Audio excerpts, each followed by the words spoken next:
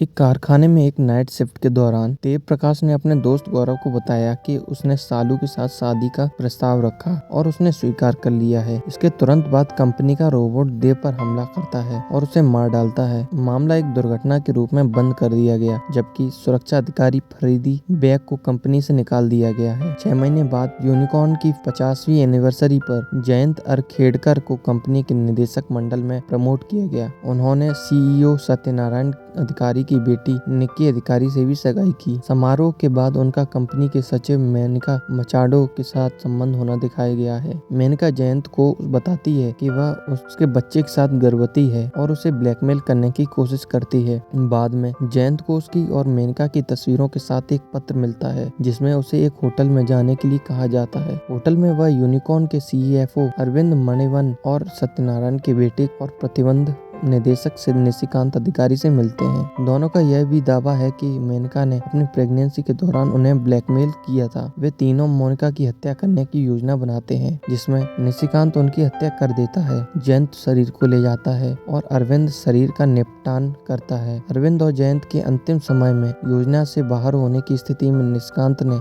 उनसे एक पेपर पर साइन करवा लिए थे। जब तक अरविंद और जयंत शरीर को जंगल में फेंकने की कोशिश करते हुए तेंदुओं का सामना नहीं करते हैं, तब तक योजना पटरी पर रहती है और उसके बाद उन्हें भागना पड़ता है। अगले दिन अरविंद और जयंत यह देखकर चौंक जाते हैं कि मोनिका अभी भी जीवित है। वन्य जीव फोटोग्राफर ने जंगल में पड़े शव की खोज की, जो निशिकांत का निकला। पुलिस के एसपी नायडू यूनिकॉर्न कार्यालय में मौत की जांच शुरू करते हैं, जबकि अरविंद और जयंत दोनों को संदेह है कि मोनिका ही है जिसने निशिकांत की हत्या की। अरविंद को बाद में अपने घर पर एक जहरीला सांप मिला, जिससे उसकी मौत हो जाती है। जयंत को एक सामान पार्सल प्राप्त होता है, लेकिन वह भागने में सफल हो जाता है और अपने साइन वाले पेपर की एक तस्वीर के साथ एक टेक्स्ट संदेश प्राप्त करता है। जयंत पाठ के निर्देशों का पालन करता है और अनुबंध को पुनः प्राप्त करने के लिए छत पर जाता है, लेकिन उसे गौरव द्वारा पीछे से धक्का दिया जाता है। वह जीवित रहता है और अनुबंध प्राप्त करने का प्रबंधन करता है, केवल यह पता लगाने के लिए कि यह एक फोटोकॉपी है या फिर असली। जयंत मेनका के घर जाता है, जहां वह उसे मारने की कोशिश करता है, लेकिन अंतरात्मा की आवाज के बाद रुक जाता है। मोनिका उसे बताती है कि उसने निशिकांत या अरविंद को नहीं मारा और लगता है कि कातिल कौन है उसका पता लगा लिया। इससे पहले कि वह जयंत को बता पाती, वह सांप के जहर से मर जाती है, जिसे उसकी शराब में मिला दिया गया है। बाद में जयंत को पता चलता है कि देव की मौत की आंतरिक जांच में जयंत की दोस्त रोबोट तकनीक को दोषी ठहराया गया था, लेकिन सत्यनारायण ने इसे कवर किया और फरीदी को निकाल दिया। जब जयंत माफी मांगने के लिए फरीदी से मिलता है, तो फरीदी जोर देकर कहता है कि देव दुर्घटना से नहीं मारा गया था, बल्कि रोबोट के नियंत्रणों के मैनुअल ओवरराइड द्वारा उसकी हत्या कर दी गई थी। देव को मारने वाले रोबोट के मैनुअल एक्सेस लॉ की जांच करने के लिए जयंत और गौरव एक साथ यूनिकॉर्न फैक्ट्री जाते हैं। जयंत को पता चलता है कि गौरव ने ही देव की हत्या की थी, क्योंकि वह जयंत की बहन सालू से प्यार करता था। गौरव उसी रोबोट से जयंत पर हमला करता है। लड़ाई के दौरान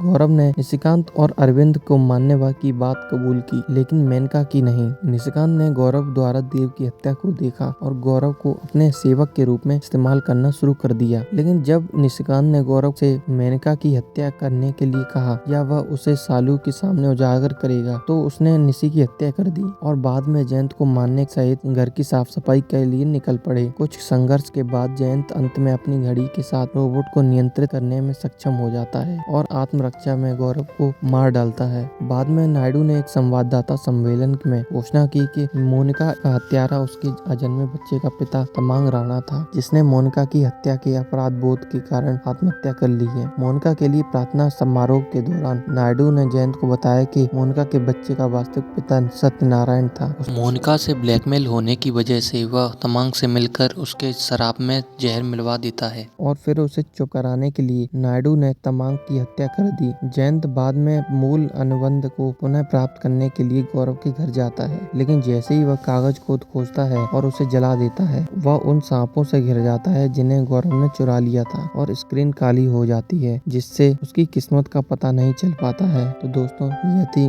मोनिका ओ माय डार्लिंग की पूरी कहानी। अगर आपको अच्छी लगी तो हमारे चैनल को भी जरूर सब्सक्राइब करें।